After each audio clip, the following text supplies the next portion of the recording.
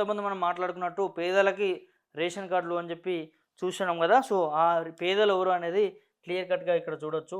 కాంగ్రెస్ వాళ్ళకే కొత్త రేషన్ కార్డులు జాబితాలో పేరు లేని పేదోళ్ళు, నిరుపేదలకు దక్కని చోటు అంటూ కూడా భూములు లేని వాళ్ళకు భూములు ఉన్న వాళ్ళకు ఫస్ట్ ప్రియారిటీ ఇస్తున్నారట.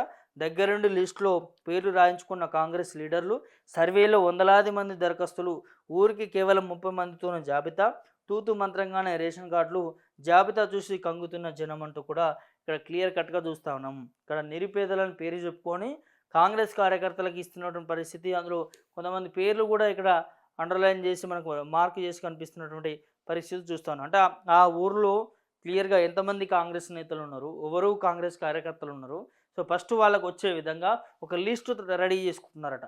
నియోజకవర్గాల వారిగా ఈ నియోజకవర్గంలో ఈ మండలంలో ఎన్ని ఊర్లు ఉన్నాయి, ఆ ఊర్లకు ఎంత రేషన్ కార్డు పోతా ఉన్నాయి, ఆ రేషన్ కార్డులో ఆ ఊర్లో ఎంతమంది కాంగ్రెస్ కార్యకర్తలు ఉన్నారు, అందులో ఎంతమంది కీ ఉన్నారు, వాళ్ళకి ఎట్లా వర్తింపజేయాలని ఈ విధంగా సాగుతూ ఉంది గ్రామ స్థాయిలో అని చెప్పి కూడా క్లియర్ కట్గా కొన్ని వాస్తవాలు చూస్తున్నటువంటి పరిస్థితి చూస్తాను.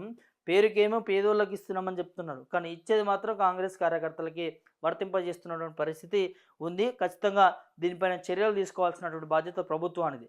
ఎందుకనంటే ఇవాళ మీరు ఇస్తాన్న రేషన్ కార్డులు పేదలకు ఇవ్వాలి ఖచ్చితంగా.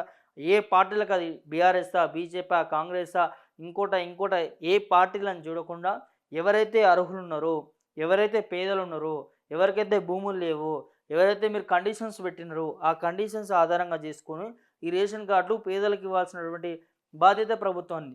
కానీ వాళ్ళే ఇవాళ వాళ్ళ సొంత కార్యకర్తలకి ఇచ్చుకుంటా ఉన్నారంటూ కూడా పూర్తిగా మనం క్లియర్ కట్గా పేర్లతో సహా ఇక్కడ వాళ్ళ పేర్లు కూడా చూస్తూ ఉన్నాము.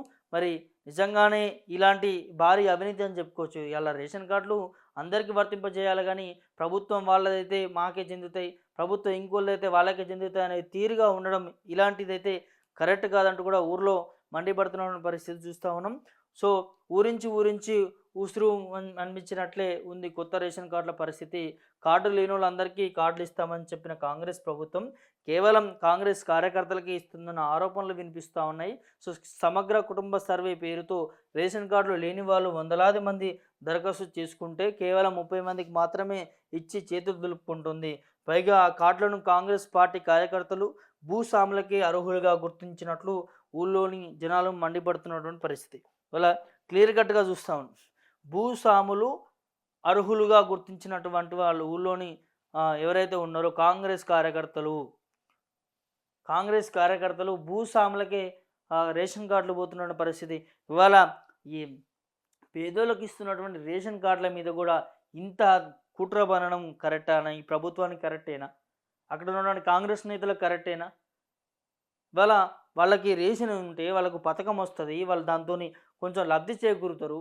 ఇవాళ భూములు ఉన్న వాళ్ళకి ఇవాళ కండిషన్స్ ఇన్ని గణం పెట్టి అందులో కాంగ్రెస్ వాళ్ళకి మాత్రం ఎలాంటి కండిషన్స్ లేకుండా వాళ్ళకి ఎట్లా ఇంప్లిమెంట్ చేస్తారు, రేషన్ కార్డు ఇగొస్తాయి అగొస్తాయి అని చెప్పి చూసి ఇవాళ పేద ప్రజలని వాళ్ళని మోసం చేస్తున్నటువంటి పరిస్థితి చూస్తూ ఉన్నాము. క్లియర్ కట్గా కాంగ్రెస్ కార్యకర్తలకు పోతా ఉన్నాయి కొత్త రేషన్ కార్డులు. వాళ్ళ పేదల పేరు చెప్పుకొని కాంగ్రెస్ నేతలు తింటా ఉన్నారంటూ కూడా పెద్ద ఆరోపణలు అయితే చూస్తూ ఉన్నాము.